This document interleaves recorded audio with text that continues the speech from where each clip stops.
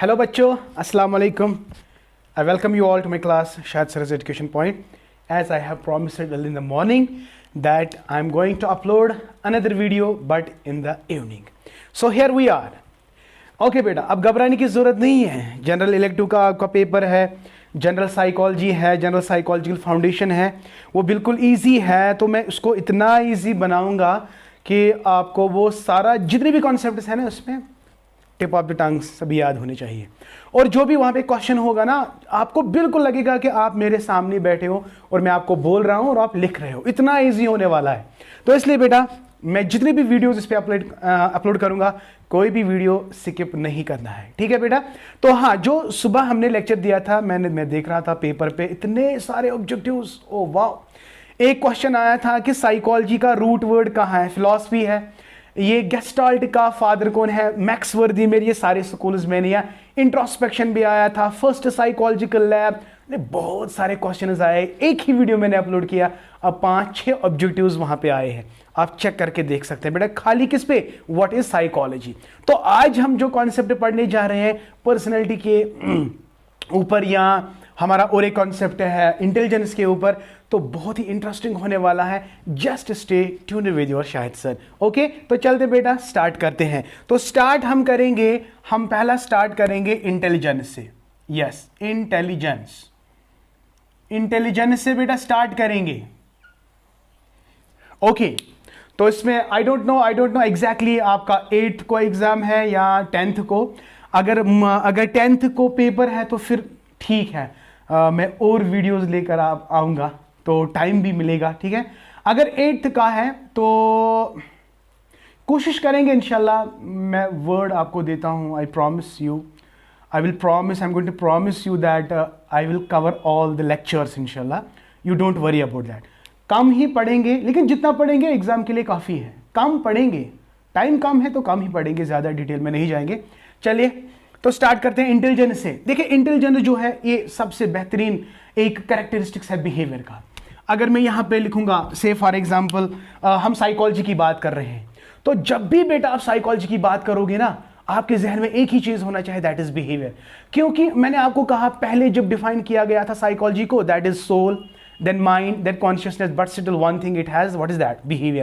So whenever we talk about the psychology, we are actually talking about the behavior.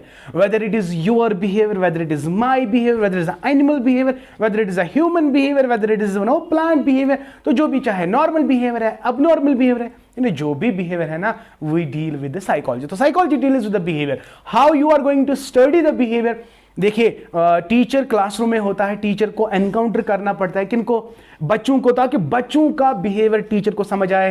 तो जो teacher है ना, ये साइकोलॉजी का इस्तेमाल करता है किनके ऊपर? बच्चों के ऊपर, ताकि बच्चों का जो बिहेवियर है वो टीचर को समझ आए. तो जब टीचर बच्चे का बिहेवियर समझ आएगा तो सच सच बोलना, क्या ये टीचर इस बच्चे को मॉडिफाई नहीं कर सकता? एग्जैक्टली कर सकता है. तो एक टीचर बेहतरीन उस्ताद तब है when he is a good psychologist. तो a true teacher is a teacher when he know the psychology of a student. तो psychology is very important. I love psychology. Are you getting my point? Okay, चलते हैं. तो मैंने कहा कि in psychology we just study about behavior. तो ये मैंने लिया full fledged term, मैंने लिया यहाँ पे behavior. अभी मैंने वीडियो सुबह early in the morning upload किया था. मैंने कहा था कि there are 3 types of behaviour. One is cognitive behaviour, another is affective behaviour and third is psychomotor behaviour. ठीक है ना. तो cognitive behaviour is the mental processes. It deals with thinking, imagination, perception, dreams etcetera. Okay. Affective behaviour is feeling how you feel. Psychomotor means the abilities that other person can easily C. External behaviour of a person. Right. तो behaviour में बहुत सारे attributes होते हैं, characteristics. हर किसी behaviour में अपने अपने कैरेक्टरिस्टिक्स होते हैं. मेरे अपने कैरेक्टरिस्टिक्स होंगे, आपके अपने कैरेक्टरिस्टिक्स होंगे, बाकी के अलग अलग कैरेक्टरिस्टिक्स होंगे. तो individual differences always there. No two individuals are alike in terms of behaviour. अगर हम 2 ट्विन्स को भी लेंगे ना, ट्विन्स फिजिकली तो वो आपको दिखेंगे बिल्कुल सेम डिटो है, लेकिन उनका इंटरेस्ट, उनकी थिंकिंग, उनकी imagination definitely they will vary. So there is always individual difference. Right. तो बिहेवियर, 2 इंसानों का बिहेवियर कभी भी एक जैसा नहीं हो सकता. तो this is why it is called individual difference. तो देयर इज साइकोलॉजिकल वेरिएशन मैंने वर्ड यहां पे इस्तेमाल किया बेटा psychological variation, psychological variations. When you say psychology, you say behavior. तो variation means change. There is change in behavior in every individual or within the individual. Okay, ये ज्यादा लंबा जाएगा. तो मैंने कहा कि बिहेवियर में बहुत सारे एट्रीब्यूट्स होते हैं. एक बिहेवियर का एट्रीब्यूट है intelligence. Intelligence very important. I just love subject psychology, it is very interesting. And second, behaviour में मैं अकॉर्डिंग टू सिलेबस जा रहा हूं. Another is personality. Personality is the aspect of the behaviour. Intelligence is the aspect of the behaviour. तो you can study behaviour when you study intelligence. You study behaviour when you study personality. Right my dear. And another is your motivation. Yes, motivation is also the part of the behavior. motivation हमें मतलब direct हमारे behaviour को direct करते हैं, ये हम आगे बताएंगे. अनदर इज बेटा इमोशन. ये 4 आपके सिलेबस में है, इसीलिए मैंने 4 यहां पे रखे. हालांकि बहुत सारे एट्रीब्यूट्स है बिहेवियर के, लेकिन मैंने यही 4 क्यों बताए? Because these 4 are in your syllabus. तो दैट इज वाई आपको ये 4 बातें हमेशा याद रखनी है कि intelligence is the part of the behaviour. It is an attribute of the behaviour. Personality part of behaviour, motivation part of behaviour and emotion part of the behaviour. अब बेटा अगर हम इनको सम अप करेंगे, the sum total of intelligence, personality, motivation, emotion, the sum of these things, they constitute behavior.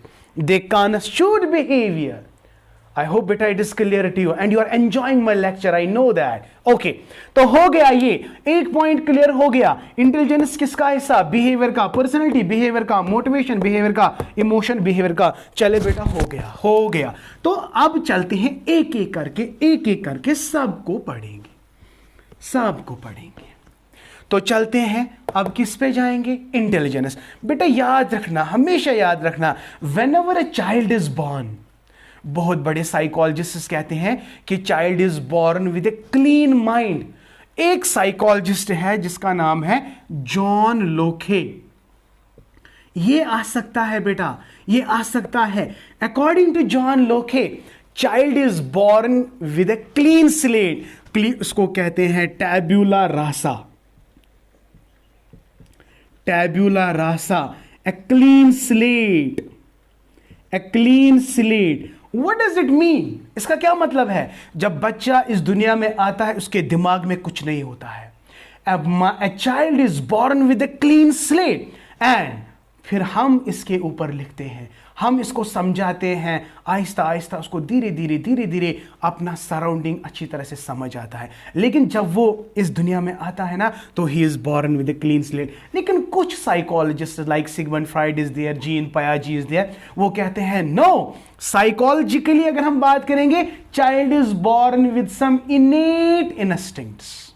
This is very important. A child is born with some innate instincts. For example, बच्चे को मां नहीं सिखाती है how you can suck the milk. No. It is already inborn. But whenever a child is born, he is born with a cry. So what is this cry? Cry मैंने नहीं सिखाया, मामा ने नहीं सिखाया, पापा ने नहीं सिखाया, but it is inborn. तो my dear, अगर हम टैबुला रासा कहेंगे, जॉन लोकी कहता है कि कुछ भी नहीं लिखा होता है. लेकिन जब हम बेटा जीन पियाजे को लेते हैं, या हमारे पास और एक साइकोलॉजिस्ट है जिसका नाम है सिगमंड फ्राइड, वो कहता है child is born with some instinct, natural को इनेट भी कहते हैं बेटा, इनेट इंस्टिंक्ट्स. ये बात याद रखना बेटा, a child is born with some innate instincts, और इस बात को हम साबित भी कर सकते हैं। When A child is born, he is born with a cry and he start sucking milk. तो ये किसने सिखाया? ये अल्लाह पाक के जरिए है। अल्लाह ताला ने इसे कुछ इंस्टिंक्ट्स ऑलरेडी दिए हैं। तो अब हम कहेंगे it is not a tabula rasa, no, there are some instincts. तो इनमें से एक इंस्टिंक्ट जो है वो है इंटेलिजेंस का। तो इंटेलिजेंस सिंपली यार means it is the ability, it is ability, intelligence is the ability. तो धीरे धीरे हम अब समझने की कोशिश करेंगे कि किस तरह साइकोलॉजिस्ट, बहुत सारे साइकोलॉजिस्ट आगे जिन्होंने इंटेलिजेंस को डिफाइन किया। अब मेरे पास इतना टाइम नहीं है, अदरवाइज इंटेलिजेंस, खाली इंटेलिजेंस कॉन्सेप्ट को समझाने के लिए it will take 2-3 lectures. Are you getting my point? But we are going to finish it within 20 minutes. Okay, तो जस्ट कॉन्सेंट्रेट माय डियर। इतना तो आपको समझ आ गया, इतना तो आपको समझ आ गया। अब बेटा इंटेलिजेंस को कैसे डिफाइन करेंगे? सबसे पहली बात, शाहिद सर की बात हमेशा याद रखना, बड़े बड़े साइकोलॉजिस्ट कहते हैं कि ये हमारे बस की बात नहीं है कि हम एक ही डेफिनेशन में इंटेलिजेंस को सिखा सके। नहीं, question is simple, answer is simple. अगर मुझे कोई बच्चा बोलेगा sir why you can not define intelligence in a single definition, अब देखिए मेरे पास 3000 स्टूडेंट्स हैं, 3000 स्टूडेंट्स में 3000 अलग अलग एबिलिटीज होंगे। जो एबिलिटी अल्लाह पाक ने मुझे दी है वो एबिलिटी किसी और को नहीं दी है। तो इसी तरह हम जो 3000 मेरी चैनल से जुड़े हुए हैं, we have the 3000 different types of ability. तो कैसे मैं डिफाइन कर सकता इंटेलिजेंस को? इसलिए बेटा जितने साइकोलॉजिस्ट्स आ गए उन्होंने अपने तरीके से इंटेलिजेंस को डिफाइन किया। अब हम उन्हीं साइकोलॉजिस्ट की जुबान सुनेंगे, उन्होंने क्या डिफाइन किया वो आपको याद रखने हैं, वो आपको याद रखने हैं। तो जो पहला शख्स था जिसने इंटेलिजेंस को डिफाइन किया था, हमेशा बेटा याद रखना, एग्जाम में बार बार पूछा जाता है कि the first person who is credited as the father of intelligence, that is Alfred Binet. Yes my dear, अगर किसी को ये नाम पता नहीं होगा ना तो उसको कोई हक नहीं बनता वो साइकोलॉजी पढ़े, नहीं।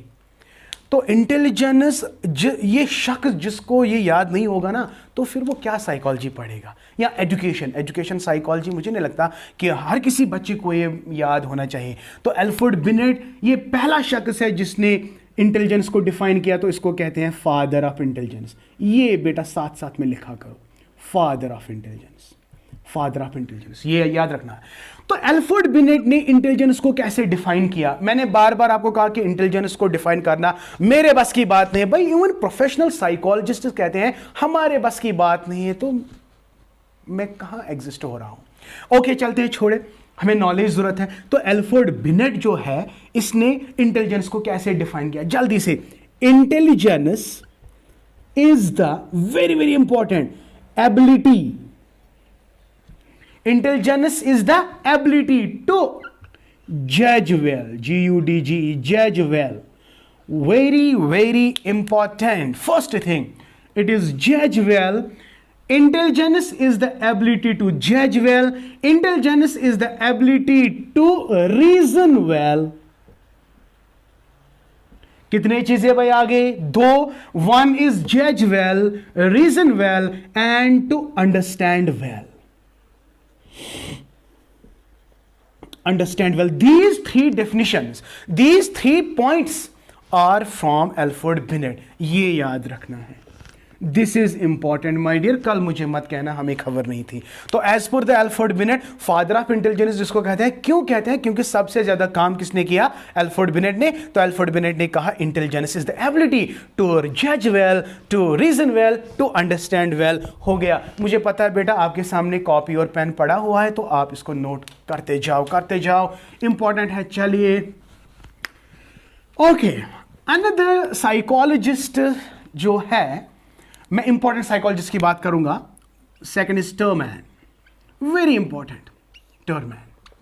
तो टर्मैन कहता है intelligence is the ability to deal with the abstract things. बस इतना ही याद रखना है। Who said intelligence is the ability to deal with abstract things? It is Terman. तो हम यहां पे लिखेंगे ability to deal with abstract things, abstract things. This is my dear very important. Abstract things जिनको आप देख नहीं सकते, जिनमें आपका इमेजिनेशन पावर ज्यादा लगेगा, थिंकिंग ज्यादा लगेगी, तो उनको हम कहते हैं एब्स्ट्रैक्ट थिंग्स।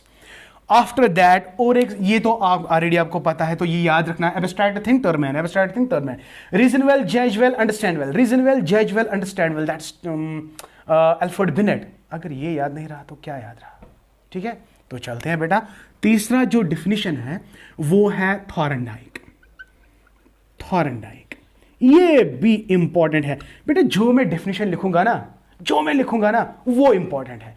इतने सारे डेफिनेशंस हैं, उनको छोड़ के मैं सिलेक्टेड डेफिनेशंस आपके सामने रखता हूं, तो याद रखना जरूरी है। चले जल्दी से, मैं थोड़ा जल्दी में हूं, आप भी जल्दी में हो, मैं भी जल्दी में हूं, तो इसलिए इसको अच्छे से अंडरस्टैंड करेंगे। तो रिपीटेडली अगर आप वीडियोस को देखोगे, बार बार देखोगे, तो इंशाल्लाह ये it's not a big deal for you then. Okay, तो थॉरनडाइक ने क्या कहा? Intelligence is of 3 types. This is very important my dear. Intelligence is of 3 types. Intelligence is of 3 types. Okay, number 1, concrete.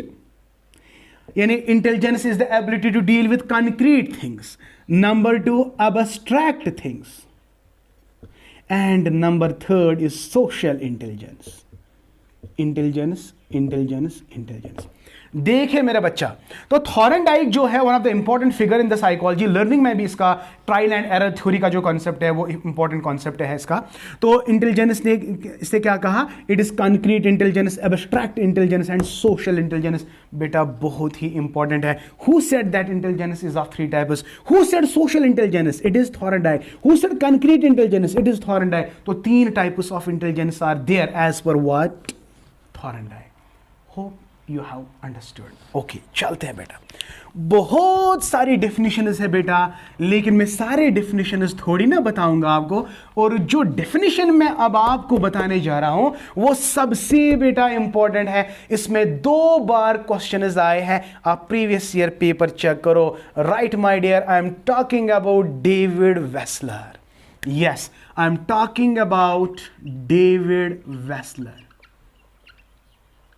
बहुत ही important है बेटा, बहुत ही इंपॉर्टेंट है। 2 बार क्वेश्चन इसमें पूछा गया पिछले वीडियो में, 2 बार, एक ही बार नहीं, 2 बार।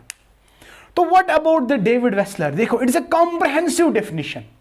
It is a comprehensive definition. Comprehensive definition, yes, it's a comprehensive definition. तो डेविड वेसलर क्या कहता है? Intelligence is the global capacity of an individual to think rationally, to act purposefully and to deal with the environment effectively. क्या definition है। Personally I like this. तो हम क्या लिखेंगे इसमें? इंटेलिजेंस इज द ग्लोबल और aggregate capacity of an individual to think rationally, to act purposefully, and to deal with environment effectively. Yes, my dear, please and please. This is very important from the examination point of view. It's a comprehensive definition. David Wechsler important figure है। David Wechsler ने बहुत सारे intelligence test को दिया है। Wechsler's adult intelligence test, Wechsler's child intelligence test, ये बहुत सारे इंटेलिजेंस टेस्ट उसने दिए हैं। एंट्रेंस एग्जामिनेशन में अच्छा खासा पूछा जाता है। तो डेविड वेसलर कॉम्प्रहेंसिव डेफिनेशन क्या है? Intelligence is the global aggregate capacity of an individual to think rationally, to act purposefully and to deal with the environment effectively. My dear, this is one of the best and one of the important definition of intelligence. Another हाँ, I hope बेटा आप ये copy कर रहे हैं। तो चले बेटा नेक्स्ट। हाँ, I am very fast because time is very fast. We don't have much time, you know, actually that's why. Okay, STORD, Stoddard. Stoddard की डेफिनेशन है बेटा, intelligence is the ability to deal with, यहां पे ये बहुत important है। Intelligence is the ability to deal with those things. Intelligence is the ability to deal with those things that are number one, complex. That are complex. Number two, that are social. That are economical. That are economical. Complex tasks से deal कर. So those tasks that are complex, that are social, that are economical, that are abstract. That are abstract. तो ये सारी चीजें किसने कहा है? स्टॉड ने कहा है. Ability to deal with such tasks that are difficult. हाँ, और एक पॉइंट है difficult, complex, social, economical, abstract etcetera. तो ये सारी चीजें आपको याद रखनी है. So these are the definitions of the intelligence. I hope बेटा आपको कोई दिक्कत नहीं होगी. इंशाल्लाह ये डेफिनेशंस पढ़ो तो इसी में से इंशाल्लाह कल पेपर आएगा. I hope so. Okay, now coming to the next point, how you can measure the intelligence. How you are going to measure the intelligence. देखिए, इंटेलिजेंस को मेजर करने के लिए intelligence measurement, how we can measure the intelligence, यानी हम intelligence को कैसे major कर सकते हैं. वी हैव अ बेटा concept, we have a concept that is intelligence quotient. Intelligence quotient जिसको हम IQ बोलते हैं. तो intelligence quotient is the index number that tells you how much intelligent you are. How much intelligent you are. So there are so many scales, intelligence scales available. Simon Binet scale is there, Stanford Binet scale is there, Wessler's adult intelligence.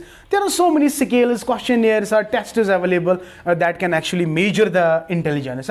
तो simply आपको क्या याद रखना है, intelligent coefficient क्या है जिससे हम इंटेलिजेंस को मेजर कर सकते हैं. और ये फर्स्ट कॉन्सेप्ट जो था ये दिया था विलियम स्टर्न ने. ये बेटा याद रखना, ये क्वेश्चन आया है कि कॉन्सेप्ट ऑफ IQ किसने दिया? विलियम स्टर्न ने. अगर वहां पे विलियम स्टर्न नहीं होगा तो नन ऑफ द ऑप्शन आएगा. बेटा याद रखना, William stern, I repeat, William stern gave the concept of intelligent coefficient. तो IQ जो है वो किसके बराबर है? That is mental as divide by chronological age into 100. लेकिन जो मेंटल एज का कॉन्सेप्ट है ना, ये दिया था एल्फ्रेड बिनेट ने. बेटा अच्छी तरह से बात को समझो. अगर वहां पे क्वेश्चन आया IQ का कॉन्सेप्ट है, किसने दिया? It is William stern. लेकिन अगर वहां पे कॉन्सेप्ट आया मेंटल एज, किसने दिया? तो it is Alfred beneath. Alfred beneath. ये क्वेश्चन आ रहा है बेटा, ये मतलब हमेशा आता है कि concept of mental age is Alfred beneath and concept of IQ is William stern. तो अगर आपको कैलकुलेट करना होगा IQ किसके बराबर है? MA यानी mental as divide by chronological age into 100. मैं आराम से आपको समझाने की कोशिश करूंगा. सपोज आप 10th क्लास के बच्चे हो, आपका क्लास 10th का है लेकिन आप 12th का मैथमेटिक्स कर रहे हो. इसका क्या मतलब? आपका दिमाग तेज है कि कमजोर है? आप कोर्स आप 10वीं जमात में पढ़ रहे हो लेकिन आप 12वीं जमात के क्लास का मैथमेटिक्स कर रहे हो. इसका मतलब है आपका मेंटल लेवल ज्यादा है. तो उन बच्चों को मेंटल लेवल ज्यादा होता है जो जीनियस होते हैं. समझ आया? अगर आपका मेंटल एज कम है, फॉर एग्जांपल आप 10वीं क्लास में पढ़ते हो लेकिन आपको 8th स्टैंडर्ड का मैथमेटिक्स नहीं आ रहा है, तो व्हाट डज इट मीन? आपका मेंटल एज जो है वो बिल्कुल कम है. तो याद रखना है, if mental age is greater than CA तो आपको याद रखना है इट इज जीनियस. हमेशा याद रखना. तो अगर आपका मेंटल एज लेस है ना देन क्रोनोलॉजिकल एज, तो यू आर मेंटली रिटार्डेड और स्लो लर्नर जिसको हम बोलते हैं. ये आगे हम बताएंगे आपको. लेकिन अगर आपका level MA is equal to CA, आप 10th क्लास में पढ़ते हो और आप 10th क्लास का मैथ इजीली कर सकते हो, तो your mental age is equal to average, तो यू आर एवरेज और यू कैन से नॉर्मल. तो मैंने यहां बेटा 3 कैटेगरीज बनाए. एक कैटेगरी में हमने रखे जीनियस, दूसरी कैटेगरी में हमने रखे मेंटली रिटार्डेड और तीसरी कैटेगरी में हमने रखे क्या? नॉर्मल. समझ आया? देखो, अगर मेंटल एज दिया गया होगा, क्रोनोलॉजिकल एज भी दी गई होगी, इसको मल्टीपल 100 करना है तो आपका IQ निकलेगा. आपका IQ निकलेगा. सपोज मैं कहूंगा chronological age is the actual age, for example you are 16 years old, तो what is your chronological age? 16 year. तो a chronological age is your actual date of birth. What is your date? What is your date of birth? Suppose my date of birth, I am 35 years old, so my chronological age is 35. For example, your age is 18 years or 19 years, your chronological age is 18 years. तो वहां पे दिया गया होगा chronological age, mental as, आपको निकालना क्या है? IQ. ये पिछली वीडियो, अगर आप पिछला पेपर देखोगे 6th सेमेस्टर का आपने दिया होगा एजुकेशन में, तो ये वहां पे एक क्वेश्चन आया था. आई होप बेटा इसमें आपको कोई प्रॉब्लम नहीं होगी. हाँ, मुझे समझाना क्या है अब. तो विलियम स्टोर ने सब कुछ हो गया. देखिए उसके बाद आप क्या देख सकते हो. देखिए इंटेलिजेंस, देखिए आई डिवाइड दिस, मैं एक नॉर्मल प्रोबेबिलिटी कर्व बना लेता हूं लाइक दिस. ये बहुत ही इंपॉर्टेंट है बेटा. तो ये वाला साइड जो है ना, ये वाला साइड, इसको मैं रखूंगा 100. तो ये नॉर्मल IQ है. अगर आपका IQ वैल्यू 100 के बराबर आ गया तो यू आर नॉर्मल. तो देखिए 90, 80, 70 यहां तक रखेंगे. इसमें 110, 120, 130, 140. देखिए मेरा बच्चा, ये बहुत ही इंपॉर्टेंट है, इसलिए डोंट स्किप दिस. मुझे लगता है कि इंटेलिजेंस खत्म होगा तो ज़्यादा, हाँ ये ऐसे लिखेंगे ऐसे. देखिए ये वाला पोर्शन जिसको मैंने क्रॉस लाइन से डिडक्ट किया है, तो दिस इज एवरेज. तो आपका IQ 90 से लेकर 110 तक आ रहा है, तो इसको आप लिखेंगे एवरेज और नॉर्मल. ठीक है ना, समझ आ रहा है ना. तो अगर आपका IQ लेवल 100 to 120 निकलता है तो it is above average. Above average बेटे, ये डायग्राम बिल्कुल इंपॉर्टेंट है. अगर आपका 120 से लेकर 130 है तो you are super intelligent. Super intelligent. और अगर आपका IQ 130, 140 एक्स्ट्रा निकल रहा है तो you are genius, you are talented, you are positively exceptional. Positively exceptional. I hope बेटा आपको समझ आ गया. ये IQ के बेस पे हम पीपल को कैटेगराइज कर सकते हैं. You can categorise the person is on the basis of IQ. अगर आपका IQ 90 से 101 आता है तो आप एवरेज हो. अगर 110 से 120 तो यू आर अबव एवरेज. अगर 120 से 130 तो you are super intelligent, and 130 extra तो यू आर जीनियस. इसी तरह ये वाला अगर 80 to 90 आ गया तो यू आर बिलो एवरेज. अगर ये वाला तो इट इज बॉर्डर लाइन. तो अगर बिलो 70 तो you are mentally retarded. You are not mentally retarded. मैं यहां बोल रहा था you are mentally retarded, you are not mentally retarded. ये तो डिपेंड करता है कि कौन क्या है. चले छोड़ो. तो मेंटली रिटार्डेड का जो IQ लेवल है वो बिलो 70 है. ये क्वेश्चन आ सकता है. बिलो 70 MR का ये क्वेश्चन आ सकता है. तो ये था classification of the people or person on the basis of IQ, intelligence quotient. I hope बेटा you have enjoyed this video. Okay, तो चलते हैं बेटा और नेक्स्ट टॉपिक की ओर चलते हैं. ये सब हो गया, अब हम डायरेक्टली आते हैं थ्योरीज पे. ठीक है ना. तो चलते हैं थ्योरीज को लेकर. हाँ देखिए, मैं थ्योरीज के नाम बताऊंगा, उनका एक जो एक्सपोनेंट है उनके नाम हम बताएंगे. Theories of intelligence. Theories of intelligence. जब हम थ्योरीज ऑफ इंटेलिजेंस की बात करते हैं बेटा, याद रखना है we have got the 2 types of theories. बहुत ही इंपॉर्टेंट है. Another is psychometric theories. Psychometric. Another is information processing theory. Information processing is one, psychometric is another. आपको इसमें भी क्वेश्चन पूछे जाएंगे, आपके सिलेबस में है, और इसमें भी आपको क्वेश्चन पूछेंगे, ये भी आपके सिलेबस में है. साइकोमेट्रिक में सबसे पहली थ्योरी जो आती है दैट इज यूनिफैक्टर. यूनिफैक्टर. तो इसका जो बाप है that is Alfred beneath. Sorry ये अजीब लगता है बट क्या करें, फादर. हाँ, ये अंग्रेजी का कसूर है या उर्दू लैंग्वेज का कसूर है, हम क्या कर सकते हैं. तो यूनिफैक्टर का जो फादर है दैट इज एल्फ्रेड बिनेट. है, ये ऐसे याद रखेंगे. तो 1905 is the date my dear, please remember. And another you have a 2 factor theory. Very important. 2 factor theory. 2 factor theory is Charles Spearman. Charles Spearman, तो डेट इज 1927 बेटा, याद रखना है। ये दो डेट्स मुझे याद है, बाकी जो डेट्स मुझे डेट्स में ना गड़बड़ हो जाता है, आई डोंट नो व्हाई। तो चलते हैं। ओके, एक मिनट बेटा।